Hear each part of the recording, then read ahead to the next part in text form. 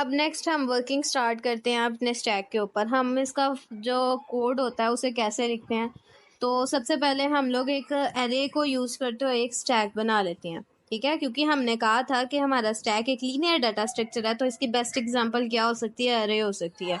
क्योंकि हमारे पास जो लिंक लिस्ट होती है वो हमारे पास सिर्फ लीनियर नहीं हो सकती, क्योंकि वो डायनामिकली होती है स्टोर। यानी कि उसका अगर एक लिंक यहाँ एक यहाँ हो सकता है, एक यहाँ हो सकता है, तो वो क्या जो सी है वो लीनियर नहीं रहती।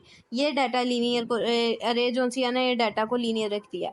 अब हम कहते हैं कि हमारे पास हम फर्स्ट पे एक टॉप जो सा डाटा एलिमेंट लेते हैं जो कि यहाँ पर एग्जिस्ट कहीं कर रहा है, और उसकी वैल्यू क्या है, -1 है। मीन्स हमारा स्टैक टोटली क्या है, एम्प्टी है। ये चीज़ इस चीज़ को शो करेगी, यानी जब भी हमारे पास हमारा टॉप -1 होगा, हमारा जो सा स्टैक है वो क्या होगा, एम्प्टी होगा। ये हमारे पास फर्स्ट की पॉइंट बन गया। उसके बाद सेकंड हम लोग अब चीज़ देखते हैं क्या है। सेकंड है, now suppose if we have to insert a value on to the stack. For example अगर मुझे यहाँ पर वैल्यू को इंसर्ट करनी है, तो मैं क्या करूँगी कि सबसे पहले मुझे करना क्या होगा कि मैं अपना टॉप जो कि यहाँ पर -1 में पड़ा हुआ है, यहाँ पर उसको इंक्रीमेंट करवा के यहाँ पर लाना पड़ेगा। वो टॉप जो सा है वो इंक्रीमेंट होकर यहाँ पर आ जाएगा, और इंक्रीमेंट होने के बाद हम इसके अंदर कोई भी वैल्यू इजीली इंसर्ट कर लेंगे, ठीक है। अब उसके आगे लिखा है कि after that we will become able to add the value, वही बात। But how we get to know that हमारा स्टैक जो है वो फुल हो गया। यानी कि यहाँ 1 है, 2 है, 3 है, 1 है, 2 है और 3 है। अब यहाँ तक तो मैंने वैल्यूज इसमें इंसर्ट कर दी हैं, ठीक है। तो मुझे कैसे पता लगेगा भाई मेरा स्टैक फुल हो गया है, अब मैं इसके अंदर नहीं इंसर्ट नहीं कर सकती वैल्यू। तो अब ये देखें कि यहाँ पर हमारे पास स्टैक 1 था, सॉरी स्टैक 1 नहीं था, टॉप हमारे पास जो सा था यहाँ पर स्टार्ट हो रहा था, जो कि स्टार्ट में 1 हो गया था या 0, जो भी आपने लेना है, ठीक है। जैसे ही हमारा टॉप और हमारा स्टैक दोनों बराबर हो जाएंगे, यानी कि हमारा स्टैक का साइज इस पर क्या है, 1 2 3 4 5 6 है, और जैसे ही हमारे टॉप की वैल्यू 6 है, यानी दोनों जैसे ही 6 होंगी, हम क्या कहेंगे कि हमारा स्टैक फुल हो गया। अब इसके अंदर इंसर्शन पॉसिबल नहीं है। और अगर ऐसा हो जाए कि हमारे स्टैक से वैल्यू बढ़ जाए, और यानी फॉर एग्जांपल अगर यहाँ पर कोई ऐसी वैल्यू है जिसे हम कहें भाई नहीं इसे इंसर्ट करो, तो वो हम क्या कहेंगे कि वो क्या हो गया, ओवरफ्लो हो गया। हम कहेंगे ये ओवरफ्लो हो गया, यहाँ पर वैल्यू नहीं आ सकती, ये तो गलत हो जाएगा काम, ठीक है। इसका अब हम लोग वो देखते हैं, कोड देखते हैं। तो सबसे पहले हम इसकी भी वैसे ही क्लास बनाएंगे जैसे हम लोग क्लास बनाते थे लिंक लिस्ट के लिए। लिंक लिस्ट के लिए हम लोग यहाँ पर क्या लिखते होते थे, क्लास के आगे नोड लिखते थे। यहाँ पर हम लिखेंगे स्टैक, क्योंकि हर बार एक नया स्टैक जोन से है ना, स्टैक के अंदर एक नया पार्ट आता है, एक नया डाटा एलिमेंट आता है, ठीक है। और उस डाटा एलिमेंट के लिए हमें किन किन चीज़ों की ज़रूरत होती है। सबसे पहले हमें एक एरे की ज़रूरत होती है, जैसे कि मैंने ऊपर कहा था। सबसे पहले हमने क्या ली थी, एक अरे ली थी, एक लीनियर डाटा स्ट्रक्चर ले लिया। और उसके बाद हमने क्या कहा था कि हमारा एक टॉप का डाटा एलिमेंट है जो कि इक्वल्स टू है -1। अब यहाँ देखें, ये चीज़ नोट कर रहे हैं आप, यहाँ पर ये स्टेरिक है और यहाँ पर नहीं है। इसलिए मैंने कहा था कि जो हमारा टॉप है ना, वो हमारे पास हमारा डाटा एलिमेंट है। It's not a pointer, it's a data element, ठीक है। ये हमारे पास डाटा एलिमेंट है, और अरे जोन सी है ना उसको एज अ पॉइंटर यूज़ करेंगे, और वो आगे से फर्दर हमारे जोन सी टॉप एलिमेंट होगी ना उसको शो करेगी।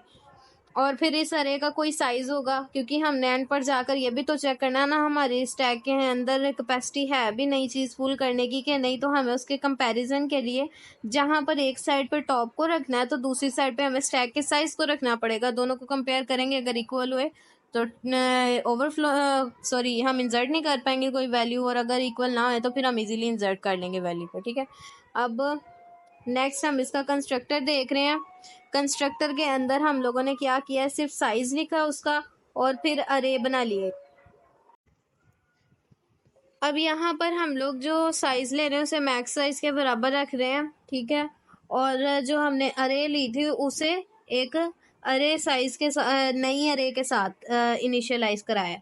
जैसे हम लोग वहाँ पर नोड की क्लास बना लेते थे, उसका मतलब ये होता था कि जितनी भी नई नई नोड्स आएंगी वो सारी एक ही फॉर्मेट पे बनी होंगी। इसी तरह यहाँ पर हमने क्या किया था, ऊपर जो अरे ली थी, यानी कि यहाँ पर जो इनिशियलाइज कराई थी ये वाली, यहाँ पर ये वाली सॉरी, तो ये हमने अभी अरे बनाई नहीं है, क्योंकि आप देख लें, क्योंकि ये ना तो इनिशियलाइज हुई है, ना कहीं इसका कोई साइज है। तो हम लोगों ने यहाँ पर अरे लेनी है विद अ साइज, ठीक है। हम लोग जो नोट बनाते थे फिर उसको बाद में एक नई नोट देते थे और ये कहते थे कि ये नोट जो सी इसके अंदर आएगी बाद में, ठीक है। ये वही कंस्ट्रक्टर है जो जो हमारी वैल्यूज को लेके इसके अंदर इंसर्ट करेगा, सही है। अब ये भी हो गया हमारा, हमने ये भी देख लिया कि इसके अंदर वैल्यूज कहाँ से आएगी। और स्टार्ट में हमने ये बात की थी कि हमारे पास जो हम टॉप है उसको -1 रखेंगे, ये भी हो गया। और अब जो है ना, ये हमारा मेन पार्ट आ गया। इसके अंदर इस तरह के 3 फंक्शंस बनेंगे। ये एक पुश का बना, एक पॉप का बनेगा और एक एम्प्टी के लिए होगा, लेकिन वो थोड़ा सा डिफरेंट होगा इससे, ठीक है। ये पुश के फंक्शन में अब हमने ध्यान से करना है ये, ठीक है। एक स्टैक बना लेते हैं। अब ये स्टैक है, अब मुझे इसमें कोई वैल्यू पुश करनी है, ठीक है। तो मैं सबसे पहले क्या करूँगी कि स्टैक के अंदर ये चेक करूँगी कि मेरा जो सा टॉप का साइज़ है वो साइज़ -1 तो नहीं है। यानी कि सबसे पहले मेरा काम ये होगा कि मैं ये चेक करूँ कि इफ़ मेरा जो टॉप है वो इक्वल्स टू -1 है, यानी कि इक्वल्स टू -1 है। अगर तो मेरा टॉप बिल्कुल -1 है, इसका मतलब है मेरा स्टैक क्या है, एम्प्टी।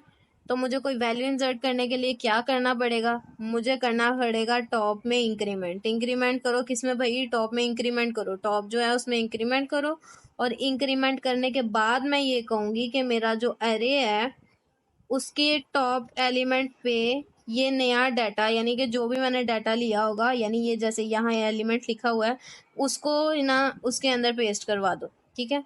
यहाँ पर ये मैंने पार्ट नहीं लिखा हुआ, बहरहाल आपने ऐसे करना है। और अगर ऐसा नहीं है, यानी कि आपका टॉप जो है वो -1 नहीं है, उसकी कोई वैल्यू है, तो फिर हमें ये देखना होगा कि जो भी स्टैक का साइज़ है ना, फॉर एग्जांपल ये जो मैंने स्टैक बनाया है इसका टोटल साइज़ क्या बन रहा है, 4 बन रहा है। अगर तो मेरा जो सा टोटल साइज़ है वो साइज़ -1 के बराबर है, ठीक है। यहाँ देखें, अब यहाँ पर कितना साइज़ है, 3 है। तो हम लोग हाँ यहाँ पर अभी एक स्टैक और अंदर इंक्लूड करवा सकते हैं। लेकिन अगर ऐसा ना होता, जैसा कि मैंने पहले बनाया है कि यहाँ पर ऐसे था, तो फिर क्या हम कहेंगे कि नहीं, इसमें वैल्यू इंसर्ट करना पॉसिबल नहीं है, ये क्या हो जाएगा, ओवरफ्लो हो जाएगा, ठीक है। ये वाली लाइन यही कर रही है कि अगर हमारी जो टॉप है उसका साइज -1 है ना अरे का, तो अरे के टॉप के अंदर, अच्छा ये जो चीज़ है ना, यहाँ प्लस प्लस टॉप लिखा है, ये मैंने अभी आपको लिख के दिखाया है ना कि पहले टॉप के अंदर इंक्रीमेंट करना है, पहले ऐसे टॉप में इंक्रीमेंट करना है और फिर नीचे लिखना है अरे, अरे के अंदर लिखना है टॉप, यानी कि अरे का जो टॉप एलिमेंट है, ये वाला टॉप एलिमेंट, उसको किसके बराबर रख दो, एलिमेंट के, ये वाला एलिमेंट मैं कह रही हूँ, एलिमेंट के, ठीक है। ये आप इस तरह इसे 2 स्टेप में तोड़ भी सकते हैं, चाहे तो आप ऐसे भी लिख सकते हैं, ऐसे भी ठीक है, या क्योंकि यहाँ पर प्लस प्लस पहले लिखा है तो इसका मतलब है जो भी हमारे पास टॉप की वैल्यू है ना उसमें पहले इंक्रीमेंट करो और फिर लो। यानी फॉर एग्जाम्पल अभी मेरे पास टॉप की वैल्यू यहाँ पर क्या है, 3 है ना, तो मैं कहूँगी कि टॉप में इंक्रीमेंट करो, ये कौन सी पोजीशन पे आ जाएगा, 4 पोजीशन पे, और 4 पोजीशन पे हमारे एलिमेंट को रख देगा, ठीक है। समझ आ गई इस चीज़ की। आज के लिए इतना ही है।